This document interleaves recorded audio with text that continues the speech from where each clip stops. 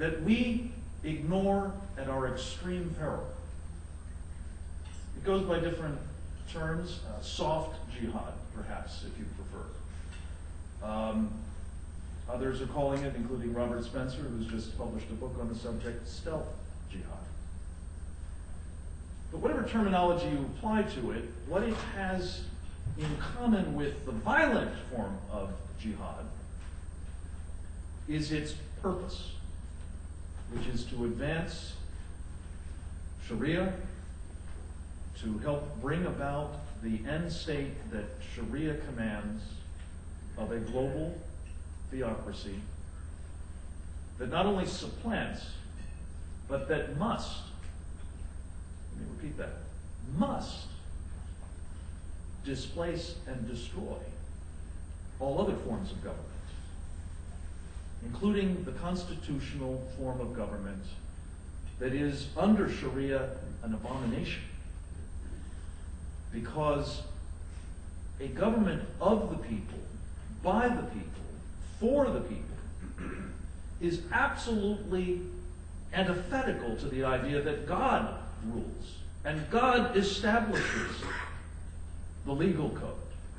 Not man, not secular, let alone infidel men, because of course women don't have any role at all in Sharia.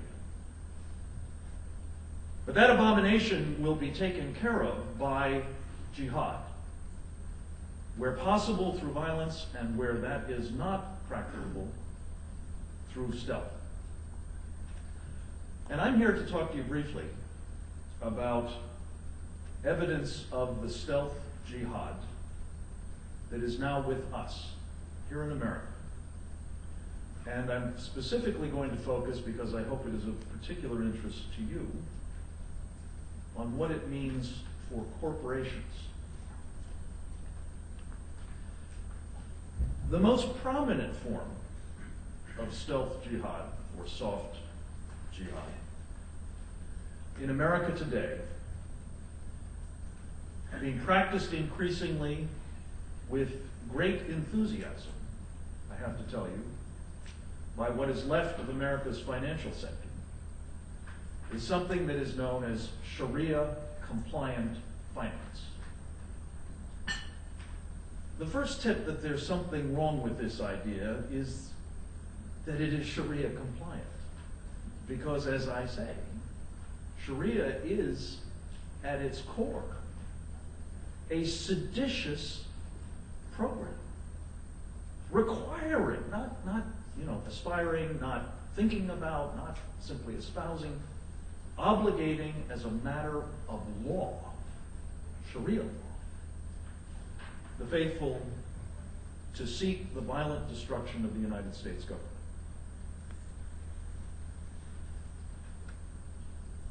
How does Sharia-compliant finance operate? There may be some of you representing firms that are engaged in it, so you know better than I. But the way it typically operates, in fact, the way it has to operate, is that a firm engaged in it has to retain the services of Sharia advisors. These are, as best I can tell, without exception, people who not only embrace this idea of Sharia as a unified field theory of the universe, and specifically as a mandate to bring about the caliphate, or its Shia counterpart. They are the preeminent ideologues of this totalitarian movement. One of the most notable of them is a gentleman by the name of Sheikh Yusuf al-Qaradawi. If you are a regular visitor to Al Jazeera, you will have seen him because he has his own television show on Al Jazeera, which he uses to inveigh against the United States, the West in general, Israel, of course, urging his listeners to engage in the murder of American soldiers in Iraq, Jews, Christians, infidels of other stripes, apostates, and so on. Sheikh Yusuf al-Qaradawi is retained as a Sharia advisor by a number of sovereign wealth funds and businesses, despite the fact that he has publicly used terms like financial jihad and jihad with money to describe Sharia-compliant finance. It's now a $1 trillion business, growing by some estimates at 15% per year. Turns out, we've transferred most of our national wealth to people who are Sharia adherent and would like to bring it to a theater near you. And as a result, with the cratering of our financial sector, there is an appetite to repatriate those petrodollars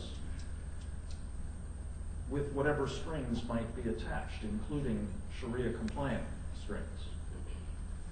So you not only have companies desperately seeking the opportunity to have those funds moved through their corporate offices, managed by their personnel, as at least as far as the Sharia advisors permit any actual management of these funds by non-Muslims.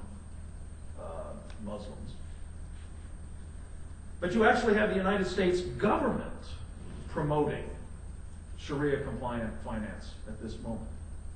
In fact, this may have come to your attention, the U.S. government now owns a fair chunk of the financial sector. In fact, it now owns a Sharia-compliant insurance company,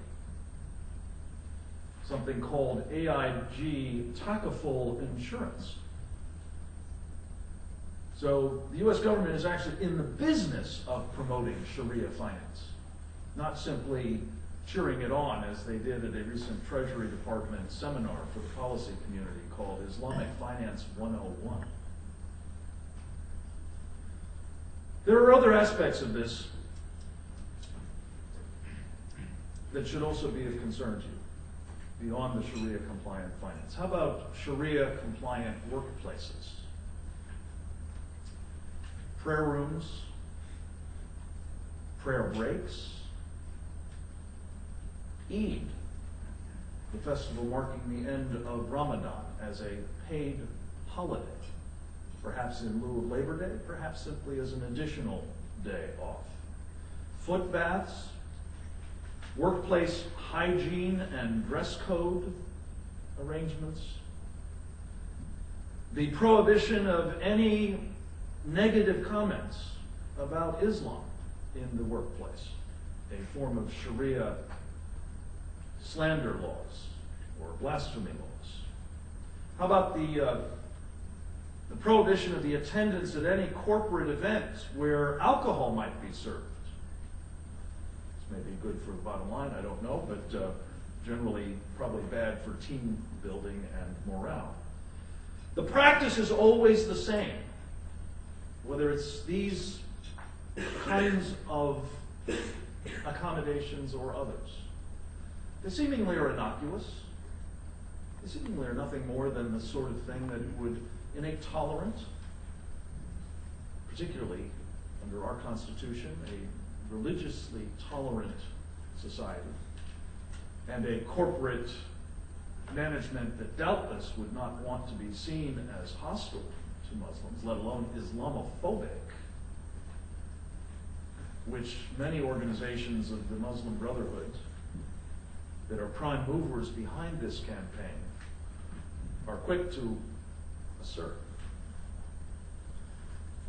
A digression for just a moment. The Muslim Brotherhood may or may not be an organization you're familiar with. It is a worldwide movement. It was created in the 1920s, originally in Egypt, to promote soft jihad until such time as violence is possible. The Muslim Brotherhood, in a recently completed trial, actually the second trial, the first ended in a mistrial,